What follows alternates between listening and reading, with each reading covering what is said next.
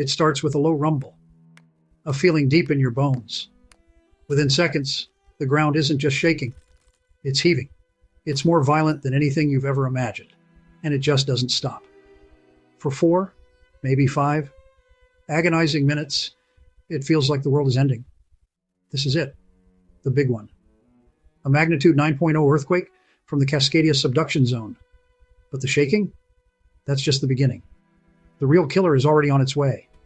When the shaking finally stops, you'll have minutes, maybe 20, maybe less, to escape the wall of water that's about to claw its way up the coastline.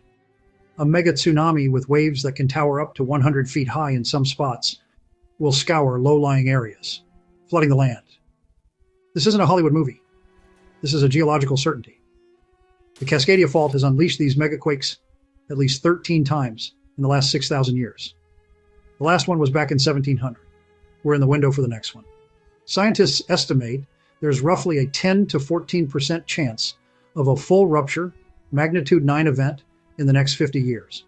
The odds of a smaller, but still devastating magnitude 8 quake are as high as 37%. For anyone living on the West Coast, it's not a question of if, but when. And when it happens, the damage west of Interstate 5 will be catastrophic, though not everything will be gone. This is your guide to surviving the inevitable West Coast mega disaster. The Cascadia Subduction Zone is a nearly 700-mile-long sleeping giant, a fault line stretching from northern California past Oregon and Washington to Vancouver Island. For centuries, the Juan de Fuca tectonic plate has been grinding under the North American plate, building an incredible amount of stress. When that stress finally lets go, it will be catastrophic. The quake will cause the coastline to instantly drop by as much as 6 feet, putting entire communities below sea level before the wave even arrives. The evidence is undeniable. On January 26, 1700, an earthquake estimated between magnitude 8.7 and 9.2 ruptured the fault. It leveled indigenous villages, triggered massive landslides, and sent a tsunami across the entire Pacific. In Japan, it was recorded as an orphan tsunami because they felt the massive wave without the earthquake that caused it. The proof is buried in the mud and drowned forests all along the Pacific Northwest. We know it happened. We know it will happen again. The power is almost unimaginable. FEMA projects that the earthquake and tsunami could result in over 13,000 fatalities, damage over 600,000 buildings, and inflict over $130 billion in economic losses. The infrastructure we depend on, roads, bridges, power, communications, will be crippled or completely destroyed.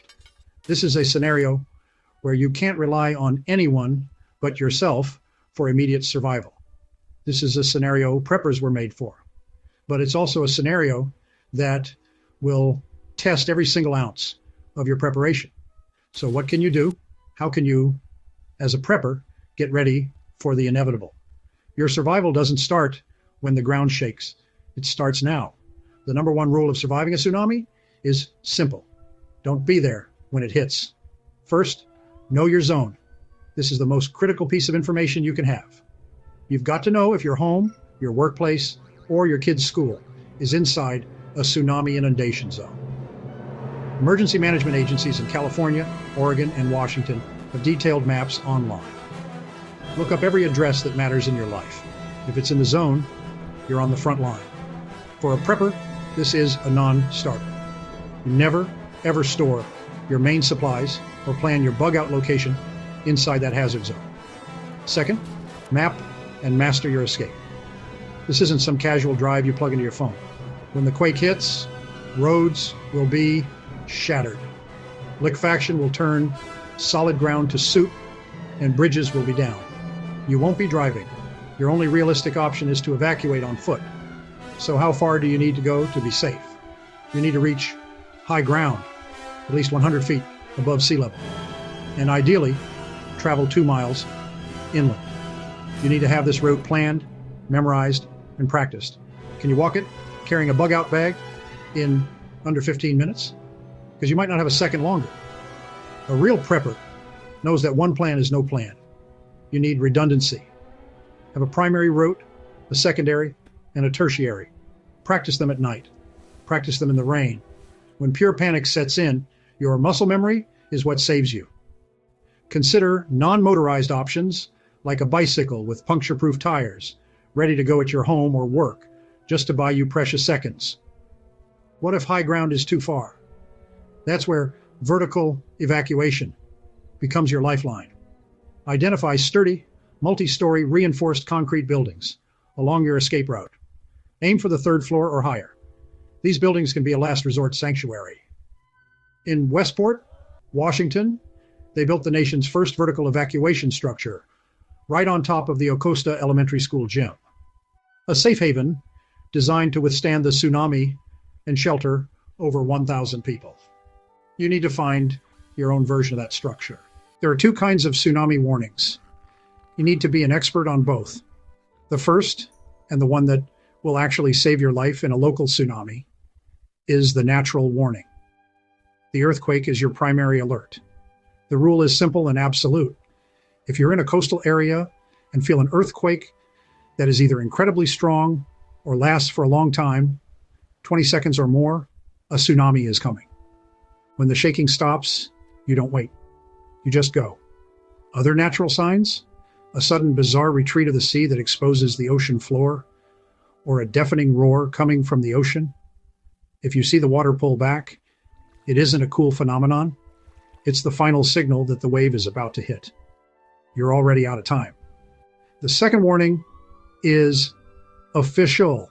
For this, a no AA weather radio with public alert and SAME features is non-negotiable prepper gear. It's designed to blast an alarm when a tsunami watch or warning is issued. But here's the hard truth. In a Cascadia event, the waves will almost certainly hit the coast before the official warning system can fully activate. Don't bet your life on it. The earthquake is your only guaranteed signal.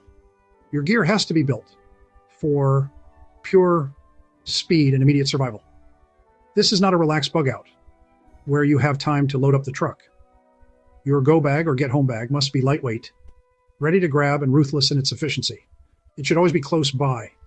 It absolutely must contain water and a portable filter, high-energy food that requires no cooking for 72 hours, a full first aid kit with trauma supplies, a hand crank or battery-powered radio, multiple light sources with extra batteries, waterproof copies of your essential documents, and cash. But a true prepper knows the disaster is far from over after 72 hours. Your goal is self-sufficiency for at least a week, maybe more. This means you need a tiered system. Beyond your immediate go bag, you need a more robust kit stashed in your car or at a rally point that is absolutely outside the inundation zone. This kit should have shelter like a tarp or tent, tools, better water purification systems, and more food. Have kits at home, in your car, and at work. You don't get to choose where you'll be when it all goes down. Prepare for everywhere. Getting past the first wave is just round one. The danger is nowhere near over. Tsunamis aren't a single event. They are a series of waves that can arrive over several hours. The first wave might not even be the biggest. Stay on high ground until you get the official all clear, which could take many hours, if not days. 7 days later, 1 week in, the world you knew is gone. Society is back to a pre-industrial state. There is no power, no running water, no internet, and no cell service. Grocery stores are empty. Roads are impassable, isolating coastal communities and preventing outside help from getting in.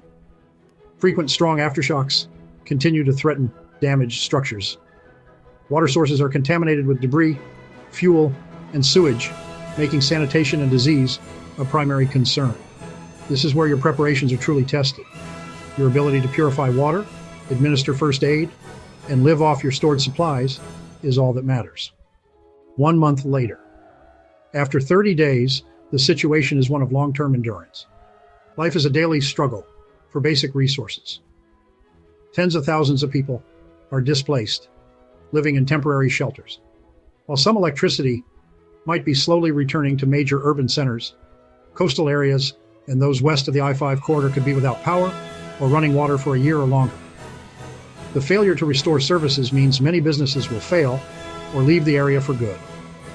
This is where the lone wolf prepper fantasy dies. Survival becomes a team sport. Your relationships with neighbors and your mutual assistance group are now the bedrock of your new reality as the community begins the years-long, arduous task of rebuilding. If this guide gave you something you can actually use, share it. Send it to your family, your friends, anyone you know living on the West Coast. Subscribe for more no-nonsense preparedness guides. But most importantly, let this be your wake-up call. Start the prep tonight. Let us know in the comments. What's the one step you're going to take this week to get ready? The Cascadia Subduction Zone is a debt that nature holds, and one day the bill will come due. The forces at play are terrifying, and the potential for destruction is immense. But this isn't a hopeless situation. You can't stop the tsunami, but you can strip it of its deadliest weapon, the element of surprise. Preparation is what turns fear into a plan. It replaces panic with purpose. It turns a potential victim into a survivor. Every step you take, from mapping your escape route to packing your bag and talking to your neighbors, builds another layer of resilience between you and the unthinkable. The shaking ground and the rising water are coming. But with knowledge, planning, and a prepper's resolve, your survival doesn't have to be left to chance. Don't be a statistic. Be ready.